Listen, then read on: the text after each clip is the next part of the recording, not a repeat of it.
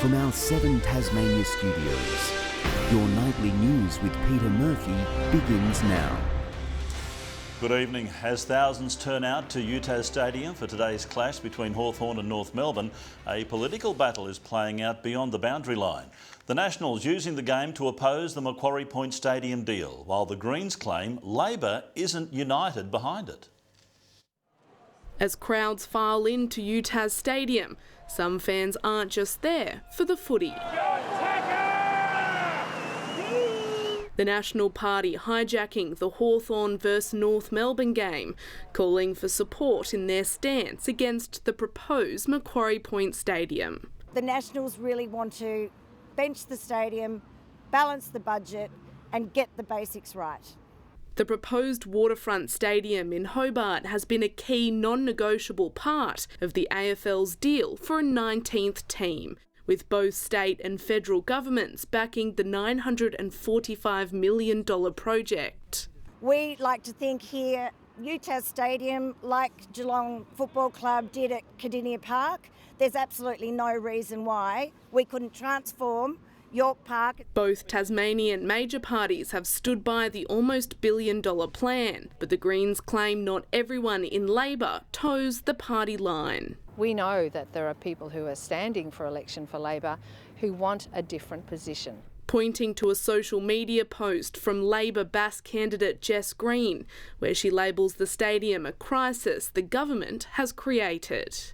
All of our Tasmania Labor's position is supporting a stadium and supporting our team. Jeremy Rockcliffe signed us up to this deal that says we need to build a stadium to get one, and that's what we need to do. But the Nationals are pushing for a fresh approach. Even the Essendon chair has come forward and said that we need to fix this problem.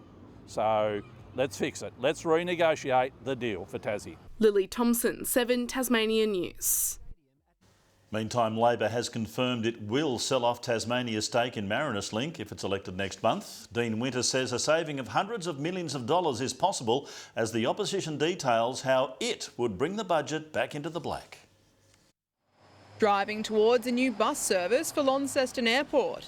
Backing our planes in the sky, and rubber is hitting the road when it comes to supporting Skybus to northern Tasmania.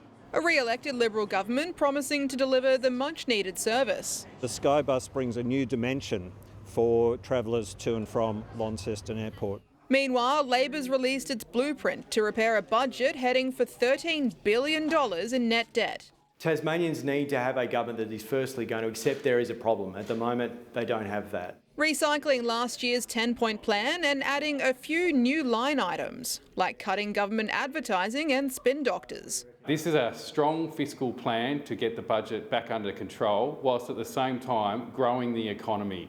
Labor's identified just over $1 billion in savings over the next 4 years, but it's a promise to sell our stake in Marinus Link, which has the Liberals fired up. I cannot believe why a potential Premier would like to give control of Tasmania's power and power prices to the Victorian Premier. But Dean Winter says the move would free up capital and get the much-delayed project moving faster. This is a nationally significant project and the rest of the country wants what we have. Well, they can pay for it. And frankly, Tasmania can't afford this. Annie Green, 7 Tasmania News. A Sandy Bay swimmer has been deemed safe and well after she was reported to have been in danger near the pontoon at Long Beach at 11 a.m. Tasmania Police sent a boat out this afternoon, but the woman made contact with authorities shortly after.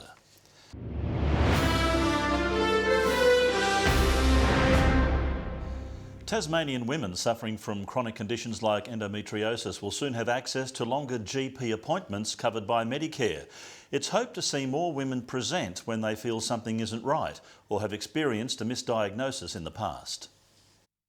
Struggling to get answers while suffering chronic pain remains a universal experience for too many women. The number of women I've had who've just burst into tears because they felt validated after years of either being gaslit or dismissed and undervalued in their suffering. GPs specialising in women's health have welcomed 2 new items set to be added to the Medicare benefits scheme come July 1.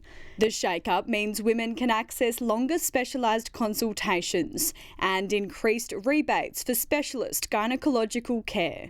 About 1 in 9 Australians suffer with endometriosis, and then on average it takes about 7 years for a diagnosis. We want to shorten that time. The average consultation time's about 15 minutes, with 45 minutes deemed more appropriate to deal with a range of symptoms and issues. The fact that there's an appropriate item number to actually spend the time rather than 15 minutes here dealing with the bladder symptoms and 15 minutes there dealing with the memory.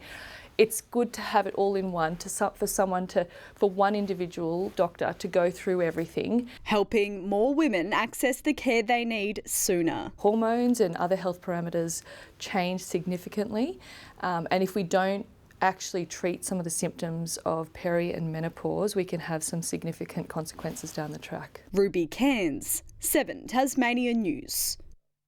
Concerns about a fishing policy announced 3 months ago by Peter George have resurfaced. The policy would see a 50% biomass limit introduced in an attempt to boost fish numbers.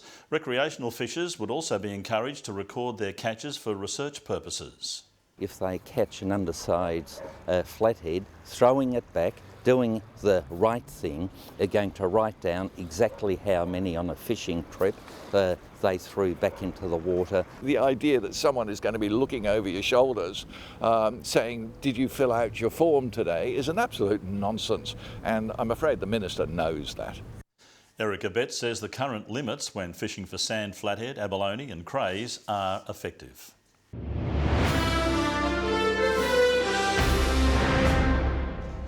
A flock of seagulls descended on Salamanca, but not in the way you might think. Festival of Voices featuring a slightly odd musical number for some very confused shoppers as part of a pop-up performance. I think 89. While the squawking may not have been everyone's cup of tea, the large group consisting of various choirs from across the country also performed some slightly softer numbers.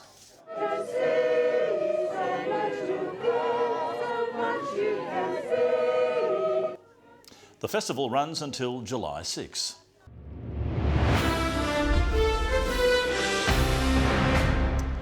Well, it just wasn't meant to be for the Latrobe women today, going down in a dramatic loss to Circular Head in round 10 of the NWFL, the final score 49-7.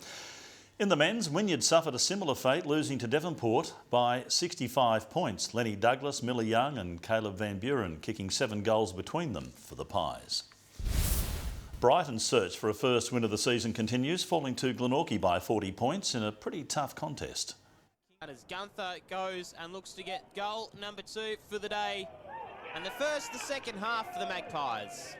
In the Women's League, there was a big upset as third place Kingborough toppled ladder leaders North Hobart on their home ground. The score a convincing 48-34. Launceston put Deloraine to the sword in round 9 of the NTFA, securing themselves a 151-point win at Windsor Park. The final score 173-22. Finn Price proving priceless. It's Jess Spooler in the ruck on that occasion. Spills out, Price kicks a goal. And I think that's the young Price's fourth goal, and it would be a career high, I've no doubt. I would say so. Deloraine able to redeem themselves in the women's, putting 2 goals on the board in the first quarter as the opposition watched on. The final score 22-10. Good evening. Hobart reached 13 today. It was 12 in Launceston and Burnie and 11 in Devonport.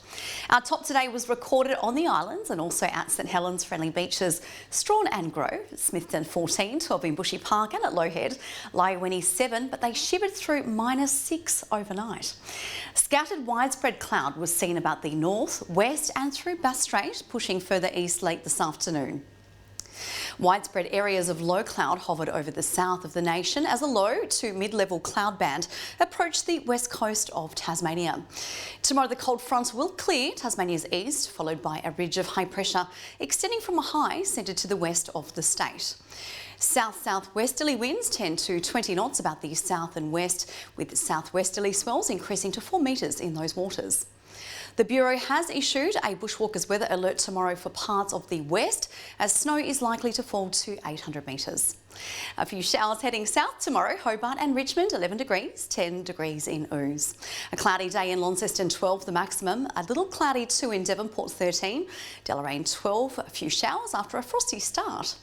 Showers likely in Burnie and Curry 13's the top, easing showers in Strawn with 11.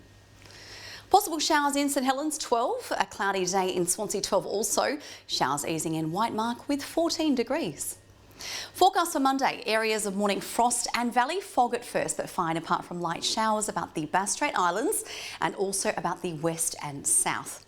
Another morning frost on the very first day of July, otherwise fine apart from light showers about the west coast. And on Wednesday, Jack Frost pays a visit again, followed by light showers about the west, possibly extending to the east coast as well. Two conditions further north now. -5 in Canberra, aiming for 13 tomorrow. Plenty of sunshine in Darwin, 31. Becoming cloudy in Perth. Showers clearing in Adelaide with 16 degrees. Mostly cloudy across the state. Hobart and Devonport both 10 degrees and 8 in Launceston. Now, if my maths serves me correctly, Murph, that's a total of 28 degrees. Still a little chilly. Well, I'll take your word for those numbers, Kyra. I can't count how many times I failed maths. Well, that's all our news for now. Thanks for joining us. Enjoy the rest of your night's viewing. Good night.